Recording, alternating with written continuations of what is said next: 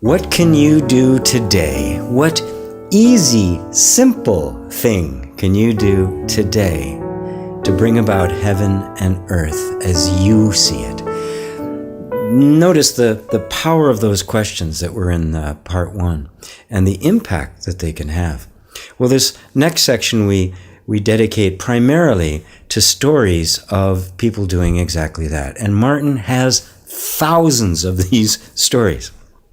I refer to this section of pockets of light because, media is basically propaganda. It's not really telling us much. The mass media is really tools of the state, tools of large corporations. So if we're going to find out what's actually happening in the world, we're not going to get it there. It's a distorted view. Pretty much we all know that. So where do we find it? Well, I am convinced, and I become more convinced day by day, that all around the world there are these pockets of light. I experience them all the time. I didn't even know what yoga was when I was growing up. Now you can't go to any town in pretty much any country in the world and not find a yoga studio. That's a sign of of awakening consciousness, and these signs are everywhere.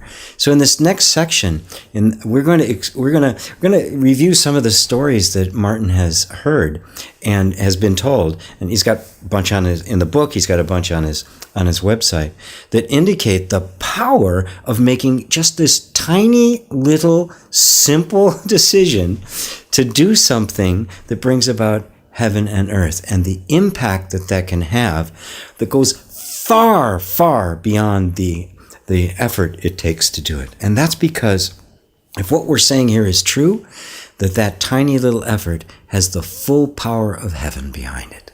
So, thank you all. Welcome to Pockets of Light, and without further ado, here's myself and Martin Rutte.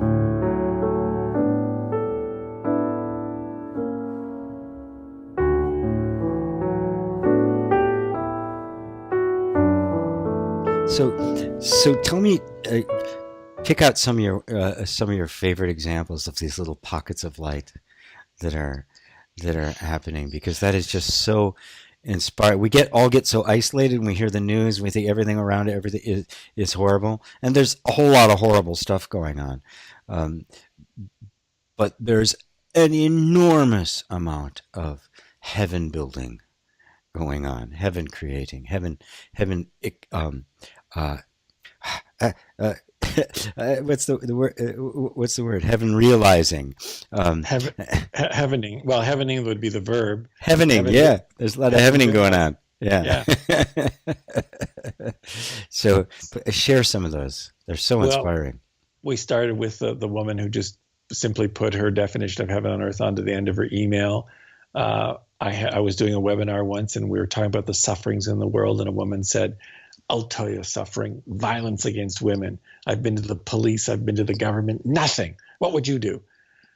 And I said, "Well, Susan, I don't know your financial situation. You could donate $5,000, you could donate a penny. Well, what difference would a penny make?"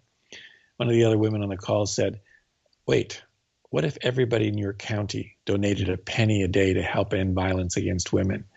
GP, they made a campaign called Making Change, in which they handed out little mason jars with a picture of a woman on it, half her face beaten up, bruised, half her face bright, alive with the light shining.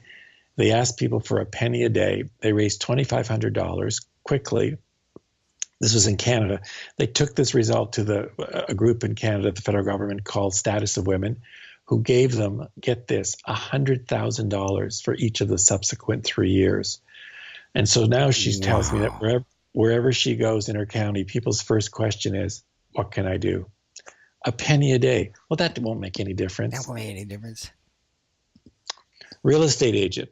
We're talking about sufferings in the world. And before you do, I really want to put a punctuation mark on that. Yeah. Because that is one of the things that constricts us, because we can't see how that acorn is going to become an oak tree, and so the penny seems like it's an insignificant thing. And whenever I hear that, I'm always reminded of the story in the Bible where Jesus turned the 2 fish and 5 loaves of bread and fed a multitude, and He didn't go, oh my God, we don't have enough. This is never going to do anything. He says, bring it. And he just started dividing it. And it started to multiply. And whether you believe in the physical miracle or not, the metaphorical meaning is unmistakable. And that the intention mixed with whatever you have multiplies whatever you have. Because you see it not as a limit, but as the expression of the intention. And so Perfect. it takes on a completely different meaning, which means it takes on a different power, it takes on a different life, and before you know it, you're feeding multitudes, or $300,000 grant for a program, and everybody asking, "What can I do?" Penny, one penny. One penny. I love that story. Oof. Another one, real estate agent. We're talking about sufferings, and she said, homelessness, homelessness. Okay, so what's heaven on earth for homelessness? Well, obviously a home for everyone. But Martin, you don't understand. I'm a real estate agent. I work 87 hours a day. I'm in a relationship that takes time. Blah blah blah. Stop. What are you going to do, Brenda? She went, oh, goes back to her real estate agency, sits them all down, 10 agents, and said, we're going to end homelessness by creating a home for everyone. How? When you sell a building or a home, I want you to agree now. I'm asking you to agree to donate $100 off your commission check. All you have to do is say yes once, and we'll look after everything else. They all said yes. Last time I spoke to her, this is like 6 years old now. They've raised over $200,000. The program is called A Home for Everyone. The jury every year that decides where the money should go is composed of the 10 agents and one of their clients. So 10 agents each get to pick one client. That's 20 people. They choose where the money goes each year. Again, a simple, all the way up to Elizabeth in Austria, who said, Austria is a heaven on earth nation. Why? I claim this nation in the name of heaven. We got to get flags. So we have people who have taken on their nation in Denmark, Hungary, Croatia, Austria, Morocco, Japan, Mexico, and New Zealand. Wow. Because it's simple. It's simple. So as somebody said to me a couple of weeks ago, what's your simple? Isn't that a great line? What's your simple? Start there. That's where it's easy for you to do it. It's like falling off a log. It's like you said, I'll put, my heaven on earth at the end of every email. Simple, simple, simple. Simple is the driving force. What's your simple? It's funny when I work with people. That's essentially I'm pent up and I can't do all these things. I said, well, what can you do? Can you take 5 minutes? Can you Sure. sit down with a cup of tea? Sure. Yeah, I can do that. Oh no, I don't have time. Okay, so Can you every do 30 single seconds? moment is taken. They'll say the same thing about meditation. Oh, I don't have 2 hours. How about 2 minutes? Can do it in 2 minutes? Yeah. It's just intention. That's all it is. Can you sit there and breathe for 2 minutes? One breath. Can you take one full breath in, out? Feel that. To bring things down to that simplicity, it brings us into this moment, and it brings us out of that stream, that mind stream of thoughts, which is the mind, which is the ego, which is relentlessly spinning. Right? And so if you consult that as to how to stop spinning, it's going to, no, there's no way. Right? So you don't consult that. You don't consult it. You go, well, what would you like to have happen right now? Boy, I could just use a moment to myself. Let's take it. The world's not going to fall apart. And everybody discovers, when they take that breath, they take that minute, the world doesn't fall apart. But their ego does. But their ego, the ego only exists in the past and the future. It does not exist in the now. Mm. Just a moment with your breath, with your body, which is always in the now. The reason it feels good, there isn't any ego there. The reason that heaven moment happens with a sunset, the ego isn't there. It's just you experiencing life directly. Then the mind starts up again, the chatter goes on. But right in this moment, it does not even exist. One of the chapters in the book is called This Here Now, one of the gateways. There are 7 gateways. One of the gateways is called This Here Now, that this here now is heaven on earth. And our belief that it isn't is what keeps us from that. Right. And it's as easy as you say, because you and I can right now go into heaven on earth simply by let's just go into heaven on earth right here.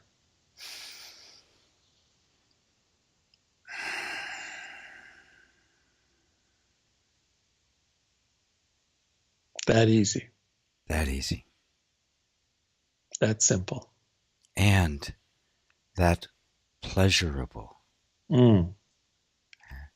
It's not something you do so you get some result. The moment itself is the reward.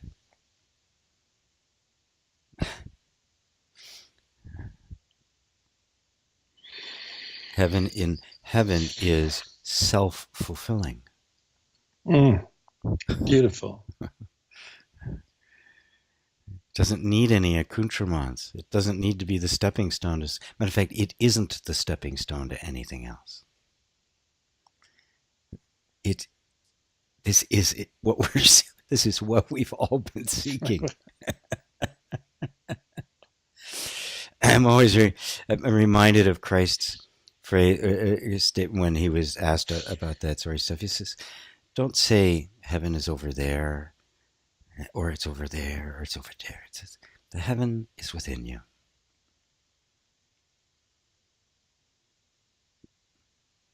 Right here. That moment right there. Which is universally and available and always available. Try it. See if there's any time you cannot get to it. I just heard you say something which I just jumped. It's always, what was the language you used? It's always in you. It's in you. It's in you, always sorry. in you. So watch this language. You said it's in you, and my first reaction was, oh, he means just me, Martin Rutte alone. And then I went, no, you is also plural. Yes. You is singular and plural in English. That's a powerful melding of those two notions of the human and of humanity. You. Yes. Yeah. Well, the experience, I can't get inside your body and know what it's like, but it like what we just did there together, just had a moment of heaven on earth with each other. I know with every fiber of my being that what we experienced was identical. That we were both looking and feeling the exact same thing. And while one person may define it differently, different circumstances which trigger that in them, the actual experience itself is the same for everybody. The one heaven that also happens to be universal, that can take countless numbers of forms, but in its essence remains the same for all of us.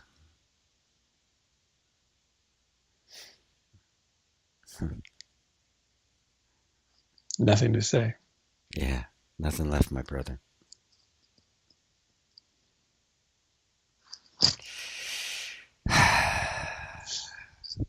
Thank you. Thank you. Well, I hope you enjoyed our conversation. It was really meaningful to me. Martin and I even have the same birthday. We just had an immediate, the brothers from different mothers kind of feeling when we met, and we have just been nourishing each other and supporting each other and encouraging each other and inspiring each other for several years now. And I just wanted to bring to you this remarkable man with his remarkable mission in life, and to make you realize that the world we all dream of having, it may seem distant, but it isn't. It's as close as the next decision you make, the next choice you make, the next step you take. It's that close to us. If we're just willing to reach out a little bit, go a little bit, just make one little shift. That's all it takes. Because if we make one shift, the full force, the full power of the energy that creates worlds and that moves mountains is with us.